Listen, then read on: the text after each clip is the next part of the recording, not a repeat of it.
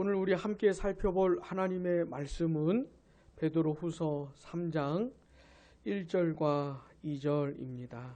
우리 천천히 함께 읽겠습니다.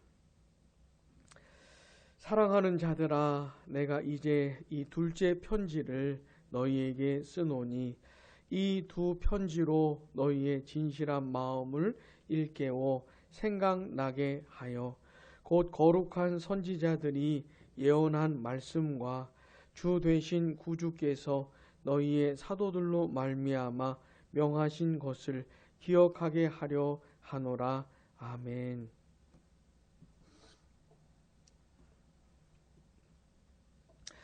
우리는 지난 시간까지 베드로후서 2장을 함께 살펴보았습니다. 이 베드로후서 2장은 거짓 교사들에 대해서 이제 사도 베드로가 말을 해주고 있는 것인데, 이런 사람들이 있다는 겁니다. 거짓 교사들이. 베드로가 이 편지를 썼던 이 당시에도 이 편지를 받았던 성도들이 신앙생활했던 그 교회 안에 이런 거짓 교사들이 활동을 하고 있는 겁니다. 그래서 사도 베드로가 이런 내용을 지금 쓰고 있는 것이죠. 근데 이건 어제 오늘 얘기가 아니라는 겁니다. 베드로는. 교회 안에 거짓 교사들이 활동하는 게 어제 오늘 얘기가 아니다. 옛날부터 있었다. 이렇게 말을 해주고 있는 겁니다. 거짓 선지자들 얘기를 꺼내고 있는 것이죠.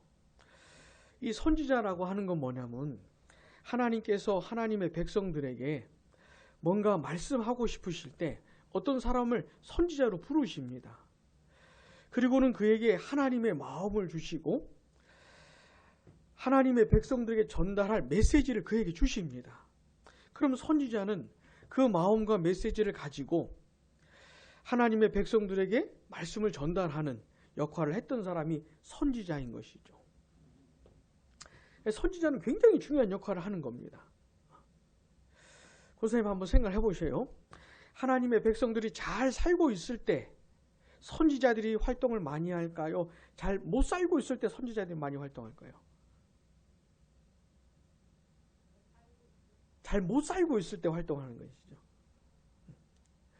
하나님은 이미 말씀을 주셨어요. 모세를 통해서 율법들을 주셨잖아요. 그리고 이 이스라엘 백성들 공동체 안에는 이 율법을 가르치는 역할을 했던 제사장들도 있었습니다.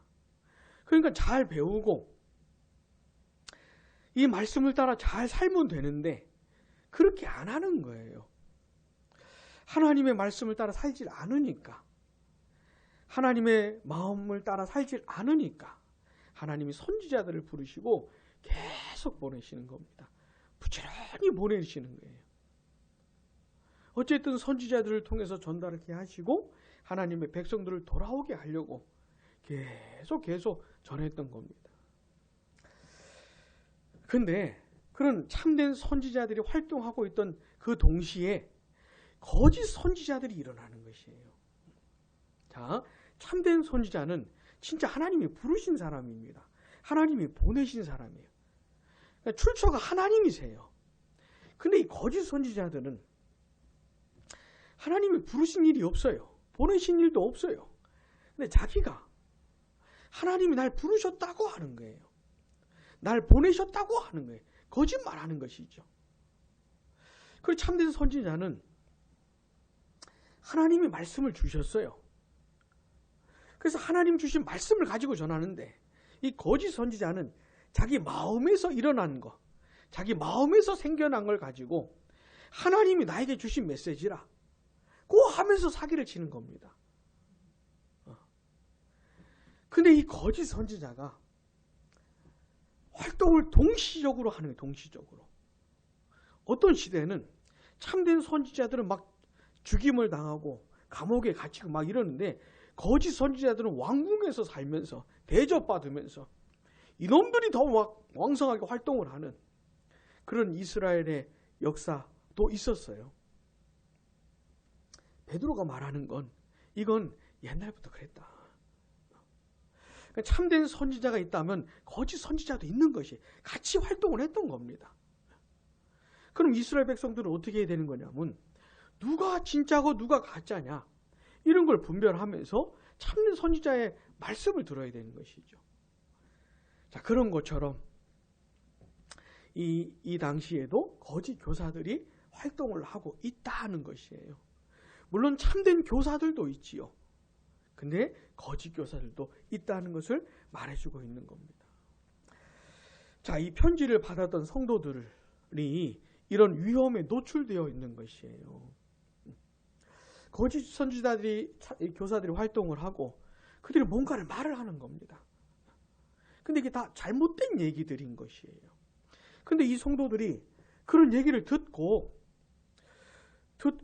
이렇게 신앙생활을 하는 환경 속에 있었던 것이에요. 만일 성도들이 이걸 분별을 하지 못하고 저게 진짜 진리인가 하고 쫓아가면 큰일 나는 겁니다.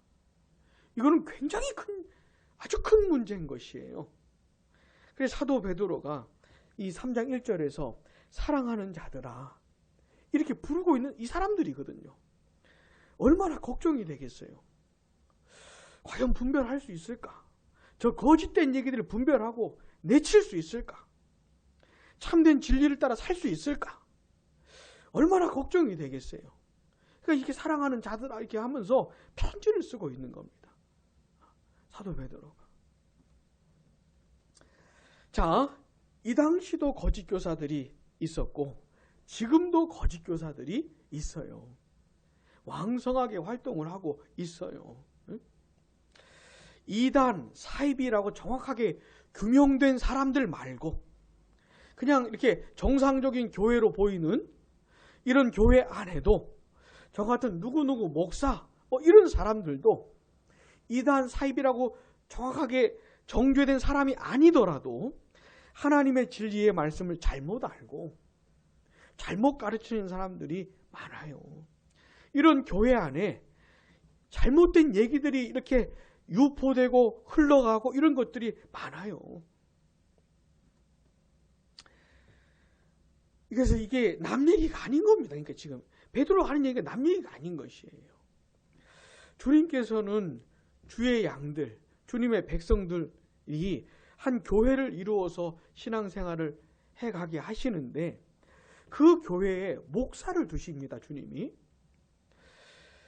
근데 이 목사도 진짜와 가짜가 있겠죠. 근데 목사를 두시는 이유가 뭐냐면 주님이 두신 목사가 해야 되는 가장 중요한 일이 뭐냐면 진리의 말씀을 전하는 겁니다.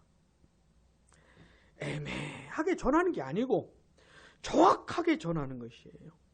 정확하게.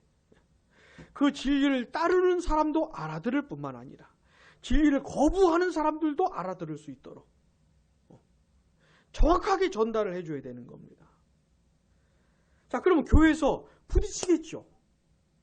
진리가 전해지면은 이게 부딪히는 일이 일어나는 겁니다. 이게 진리의 역할이에요. 진리의 기능입니다. 애매한 게 아니고. 그러면 한 두 가지 반응이 일어나겠죠. 그런 말씀을 들으면서 내가 잘못 알고 있었구나. 내가 잘못된 거구나. 라고 하면서 겸손하게 그 말씀을 받아들이고 깨어지고 다시 바른 신앙 생활을 하게 되면 그러면 감사하지요. 그렇게 하기 위해서 진리를 전하는 겁니다. 우리가 하나님의 말씀을 잘못할 수 있거든요. 오해할 수 있거든요. 잘못 이해할 수 있거든요. 근데 겸손하게 말씀을 배우면서 내 잘못된 부분들을 수정해 가면 되는 것이에요. 고쳐 가면 되는 거예요. 그러면 괜찮은 것이에요. 근데 진짜 문제는 하나님의 진리의 말씀을 잘못 알고 있는데 굉장히 확고하게 알면 이건 진짜 문제인 겁니다. 노답이에요, 노답. 이건 진짜 노답이에요. 이건 굉장히 심각한 것이에요. 그렇다고 대충 전할 수는 없습니다. 목사가 믿고 확신하는 것을 전하는 것이지 대충 전하는 것은 없어요. 우리 양무리 교회를 위해서 이걸 기도를 해 주셔야 됩니다. 이건 전쟁이 전쟁. 영적인 전쟁입니다. 싸움이에요. 그래서 우리 양무리교회 성도들이 하나님의 진리의 말씀을 바르게 듣고 배우면서 분별력이 생겨야 됩니다. 분별력이. 이게 굉장히 중요한 포인트예요. 분별력이 생겨야 누가 무슨 얘기를 하면 이게 맞는 건지 틀리는 것인지 구분을 할 수가 있죠. 그냥 순하고 착하고 이러면 안 되는 것이죠. 자, 아무튼 베드로가 이 사랑하는 자들에게 염려스러운 마음으로 두 번째 편지를 쓰고 있다는 것이죠. 자, 본문 1절 우리 같이 읽어보겠습니다.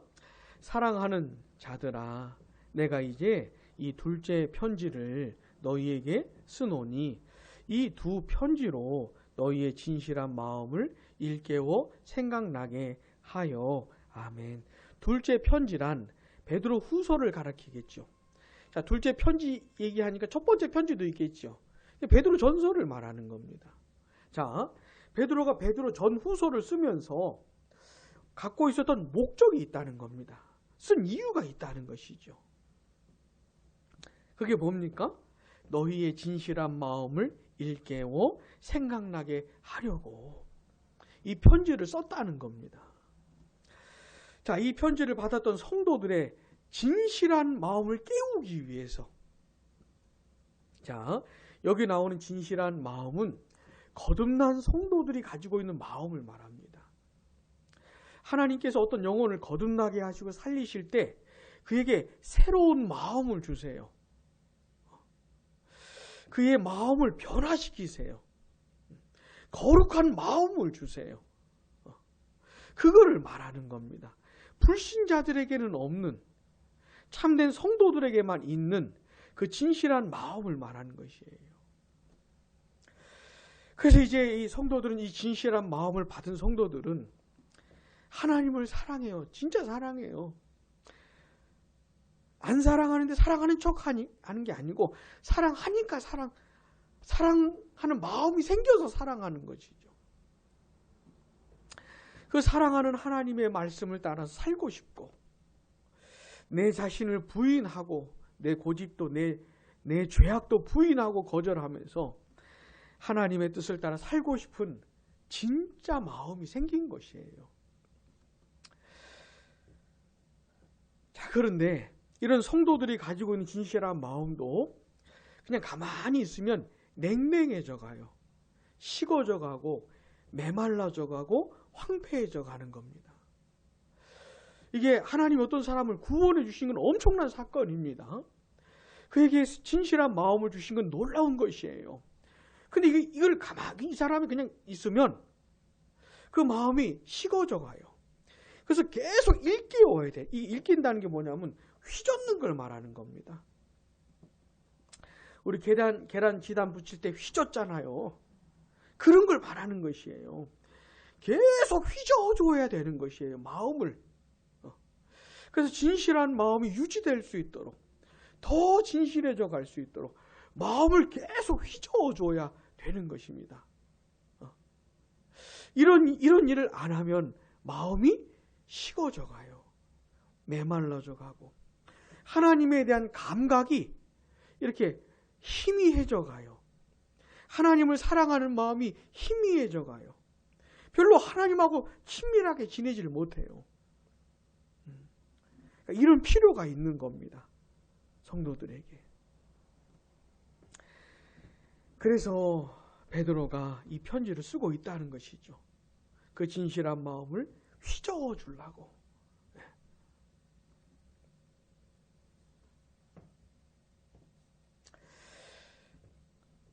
자, 그러면서 이 베드로는 그들의 진실한 마음을 휘저어주는, 일깨워주는 방법도 말을 해주고 있습니다. 아니, 그러면 성도들의 마음이 어떻게 휘저어지는 것일까? 이 마음이 어떻게 깨어나는 것일까? 어떻게 새로워지는 것일까? 이 성도들의 마음이 어떻게 갱신되는 것일까? 이것도 말을 해주는데, 1절 마지막 보시면 진실한 마음을 일깨워 생각나게 하여 그랬는데, 이걸 헬라어 성경을 따라 정확하게 번역을 하면 생각나게 하는 방식으로 진실한 마음을 일깨운다는 것이에요. 자, 성도들이 진실한 마음을 받았잖아요. 이게 계속 일깨워놔야 되는데 방법이 뭐냐면 뭔가가 생각이 나게 하는 방식으로, 기억나게 하는 방식으로 마음이 새로워진다는 겁니다. 그래서 베드로 지금 편지를 쓰고 있다는 것이에요. 뭔가 생각나게 하려고, 뭔가 기억나게 하려고. 그러면 그 내용이 뭔가, 이 성도들로 하여금 생각나게 하려고 했던 내용이 뭔가, 그게 2절입니다. 우리 같이요. 곧 거룩한 선지자들이 예언한 말씀과 주 되신 구주께서 너희의 사도들로 말미암아 명하신 것을 기억하게 하려 하노라. 아멘. 바로 이 2절의 내용이죠. 2절의 내용. 자, 거룩한 선지자들이 예언한 말씀, 이게 첫 번째고, 두 번째는요, 주 되신 구주께서 너희의 사도들로 말미암아 명하신 것. 자, 두 가지가 생각나게 하려고 하는 거예요. 첫 번째는 선지자들이 예언한 말씀, 두 번째는요, 사도들이 말했던 내용들. 선지자들과 사도들이 말한 내용들이 생각나게 하려고, 생각나게 하는 방식으로 그들의 마음이 일깨워진다는 겁니다. 자, 여기서 말하는 거룩한 선지자들은 구약시대에 활동한 사람들을 말해요. 거짓 선지자 말고 참된 선지자들, 하나님께서 그들을 보내시면서 하나님의 말씀을 들려주셨거든요. 여기서 말하는 예언은 무슨 무당들이 하는 것처럼 그냥 그런 식의 예언을 말하는 것이 아니고 하나님의 말씀을 전달하는 것을 말하는 거예요. 그게 예언이에요. 성경이 말하는 예언은 당신 앞으로 어떻게 될 거야, 당신네 집 무슨 일 생길 거야, 이런 식의 예언이 아니고, 선지자들이 했던 예언은 하나님의 말씀을 전달하는 게 예언하는 겁니다. 근데 하나님의 말씀을 전달하는 그 내용이 장래에 일어날 것들이어가지고 이렇게 예언이라고 하는 것이죠. 그러니까 무당처럼 생각을 하면 안 돼요. 교회 안에도, 이 기독교 안에도 무당 같은 사람들이 있어요. 제가 자카르타에서 사역을 할 때 이런 사람들이 있었어요. 제가 지난번에 말씀드렸는지 모르겠지만 어떤 권사님의 딸이 나이가 많이 들었는데 결혼을 못하고 있었어요. 근데 어떤 목회자가 예언을 해주는 거예요. 권사님, 5번째 만나는 남자랑 결혼할 거다, 딸이. 이걸 예언이라고, 성경에서 예언한다고 하니까 이런 식의 예언을 한 거예요. 자, 5번째 만난 남자랑 결혼했을까요, 안 했을까요? 못했지요. 사기꾼이 사기꾼. 근데 보니까 성도들이 그런 것을 뭐라 그럴까, 확 받아들이더라고요. 전 너무 신기했어요. 진짜 그걸 예언으로 이렇게, 또 어떤 사람은 막 그 예언을 받으려고 가더라고요. 여기서 말하는 예언은 그딴 게 아닙니다. 괴상망측한 것들이 들어와 있어요. 그런 걸 말하는 게 아닙니다. 하나님의 말씀을 전하는 것이죠. 자, 구약의 활동에서 선지자들 얘기하는 것이고, 사도들은 예수님의 제자들 12사도 말하는 겁니다. 예수님과 함께 살면서 예수님의 말씀을 직접 들었고 예수님이 하시는 일들을 직접 보았던, 그 나중에 오순절에 강림하셨던 보혜사 성령으로 충만하게 되어서 그때 예수님이 하셨던 말씀을 이해하게 된 사람들,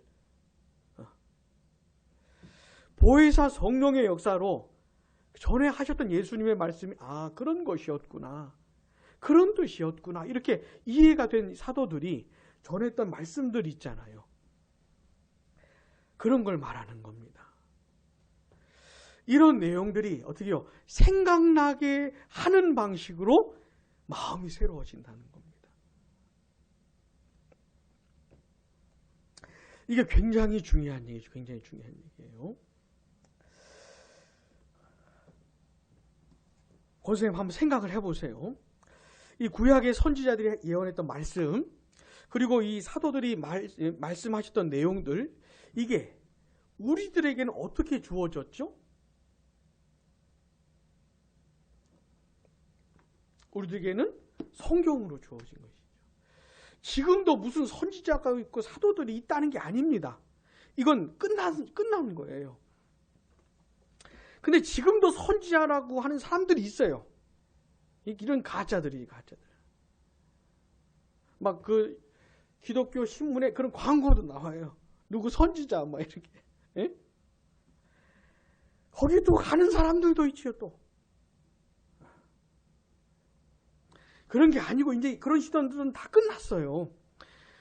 우리가 믿고 하나님의 자녀로서 믿고 배워야 할 모든 내용은 성경에 기록해가지고 우리에게 주신 겁니다. 그래서 우리에게는 새로운 선지자가 필요한 게 아니에요. 새로운 사도도 필요한 게 아니에요. 이제는 이 하나님의 말씀을 바르게 가르쳐줄 사람이 필요한 것이죠. 그러니까 우리하고는 다른 겁니다.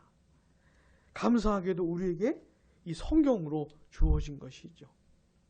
그래서 우리는 구약 성경, 신약 성경을 읽으면서 선지자들의 말씀도 들을 수 있고 사도들의 말씀도 들을 수가 있는 것이죠. 그러면서 어떻게 해요? 마음이 새로워진다는 거. 자, 오늘 우리는 베드로후서 3장 1절, 2절의 내용을 생각을 해봤는데요. 첫 번째는 나에게 새 마음을 주신 하나님께 감사해야 됩니다. 이건 진짜 순전히 하나님의 은혜로 되는 것이에요. 만약에 내가 진짜 하나님을 사랑하는 마음이 내 안에 있고 진짜 하나님의 말씀을 사모하고 하나님의 뜻대로 살고 싶은 진짜 마음이 내 안에 있다면 이건 진짜 하나님이 주신 겁니다. 그렇게 하나님이 안 하시면은 생길 수가 없는 마음이에요. 그러니까 이건 너무 감사한 것이죠. 이거는. 근데 우리는 또 기억을 해야 돼요. 뭘 기억해야 됩니까? 우리의 이 마음이 어떻게 해야 돼요? 계속 휘저어져야 되는 것이죠. 뭔가 나에게 충격이 와닿아야 되는 것이. 뭔가 나에게 이렇게 나를 계속해서 새롭게 할 뭔가 그런 자극이 필요한 것이죠. 이런 게 없으면 어떻게 된다고요? 마음이 메말라져 가요. 황폐해져 가요. 교회는 계속 다니는데 마음은 황폐해져 가요. 아니 교회를 다니고 말씀을 듣고 그러면 마음이 황폐해지면 안 되는 거 아닙니까? 안 되는데 그런 현실들이 실제로 있어요. 너무너무 안타까운 것이죠. 자, 그러면 안 돼요. 마음이 어떻게 해요? 계속 휘저어줘야 돼요. 가만히 두면 이렇게 뭐 이렇게 깔아앉기도 하고 그러지 않습니까? 계속 새롭게 되어야 하는 것이에요. 아, 내 마음이 이렇게 되어야 하는 거구나. 이걸 잊으면 안 됩니다. 감사한 거는 하나님께서 그 방법까지도 가르쳐 주셨어요. 어떻게 하면 내 마음이 계속 새로워질 수 있는지. 그게 뭐죠? 이 신구약 말씀, 성경 말씀의 내용이 생각나게 하는 방식으로, 이게 기억나게 하는 방식으로 우리의 마음이 새로워진다는 겁니다. 이건 교회가 절대로 포기할 수 없는 방식이에요. 교회가 절대로 놓을 수 없는 방식. 왜냐하면 이 방식으로 성도들의 마음이 새로워지기 때문에. 그래서 성도들은 이 신구약 말씀을 읽어야 되는 것이에요. 꼭 읽어야 되는 것이에요. 우리 권사님 오늘 하루 종일 바쁘셨을 텐데 성경을 읽으실 틈이 있으셨는지 모르겠습니다. 이게 읽어야 되는 것이에요. 내가 하루에 한 장이라도 정신을 바짝 차리고 최대한 집중을 해서 하나님, 내가 오늘 이 말씀을 읽으려고 하는데 이 말씀 깨닫게 해주시라고 기도하면서 이 말씀을 읽어야 되는 것이에요. 이 말씀으로 내가 자극을 받아야 되는 것이에요. 뭔가 나에게 충격을 받아야 되는 것이 내가. 그래 내 마음이 새로워지는 것이에요. 성령께서 말씀으로 이런 역사를 하십니다. 성령께서 나에게 진실한 마음을 주셨을 뿐만 아니라 이 거룩한 마음을 주셨을 뿐만 아니라 성령께서 그 마음을 계속해서 새롭게 하십니다. 마치 땅을 기경하듯이 계속 내 마음을 무엇으로요? 이 성경으로, 하나님의 말씀으로. 그래서 이걸 읽어야 되는 것이. 나는 뭐 평생 한 성경 한 100독 했습니다. 한 300독 했습니다. 이렇게 자랑할 건 아니지만 하여튼 계속 읽어야 되는 것이에요. 또 성령께서 내가 개인적으로 성경을 읽는 것보다도 효과적으로 역사하시는 수단이 있는데, 그게 뭐냐면 지금 이렇게 설교자가 성경 말씀을 풀어 설명하고 우리에게 적용시켜 주는 거 있잖아요. 설교. 이 설교를 사용하셔야 합니다. 성령께서 이 설교를 사용하셔서 성도들의 마음을 새롭게 하십니다. 하나님의 말씀의 내용을 깨닫게 하시면서, 들려주시면서, 기억나게 하시면서 그렇게 하시는 거예요. 그래서 교회는 처음 탄생할 때부터 설교를 했어요. 설교하면서 교회가 탄생했어요. 처음부터. 예수님 다시 오실 때까지 교회는 계속 설교를 할 겁니다. 요즘 뭐 설교한다는 걸 나쁜 뜻으로 받아들이는 경향이 다분하지만, 또 설교하고 있네 또. 이렇게 그렇게 왜곡하면 안 되고, 하나님의 말씀을 들려주는 것, 이거 포기할 수 없는 겁니다. 여기서 결판이 나야 되는 것이에요. 자, 이게 기본입니다. 이게 기본이에요. 왜냐하면 이단과 사이비뿐만 아니라 온갖 잘못된 생각들, 사상들이, 하나님의 말씀에 대한 왜곡된 개념들이 막 널려 있기 때문에, 이건 뭐 성도들의 머릿속을 다 이렇게 스캔해가지고 도대체 어떻게 이해를 하고 있는지, 이걸 다 할 수만 있으면 좋을 텐데, 그런 환경 속에서 신앙생활을 하고 있기 때문에 이게 너무 중요한 것이에요. 자, 예배도 하나님의 말씀을 제대로 배우면서 배우는 사람이 예배를 드려야 되는 거예요. 그래야 바른 예배를 드릴 수가 있어요. 본인은 하나님께 예배를 드리고 있다고 하는데 예배가 아닌 경우도 많은 것이죠. 어떤 사람은 하나님의 말씀을 잘 모르면서 기도를 또 많이 해요. 기도라고 하는 거는 기독교에만 있는 게 아닙니다. 다른 종교에도 기도도 하면서 영적인 것들을 많이 경험을 해요. 환상도 보고 방언도 하고 신유도 일어나고 이게 기독교에만 있는 게 아니고 다른 종교들에도 다 있어요. 이런 것들이 있어요. 영권 영권이란 말도 굉장히 왜곡이 된, 하여튼 어디서부터 어떻게 왜곡이 됐는지를 추적하기 힘든. 근데 이게 다른 종교들에서도 일어납니다. 무당도 다 같은 무당이 아니죠. 레벨이 다르죠. 영권이 있는 무당도 있죠. 문 열자마자 당신 그래서 왔구만. 영권이죠, 영권. 근데 교회 안에서 참 왜곡된 게 너무 많아요, 너무 많아. 본인은 막 기도를 한다고 하는데 도대체 저게 기도인지, 누구한테 하는 건지, 누구를 만나는 것인지. 그래서 하나님의 말씀을 배우는 게 이게 기본인 것이에요. 그러면서 신앙생활도 하고 가정생활도 하고 직장생활도 하는 것이죠. 부디 우리 양무리 교회 안에 이 설교를 통한 성령의 역사, 우리 성도들이 또 개인적으로 성경을 읽을 때 성령께서 해주시는 그런 역사들을 통해서 진리의 말씀을 알아가고 배워가고 마음이 새로워지고 진리에 대한 분별력도 생길 수 있게 되는 일이 꼭 있게 되기를 바랍니다. 기도하겠습니다.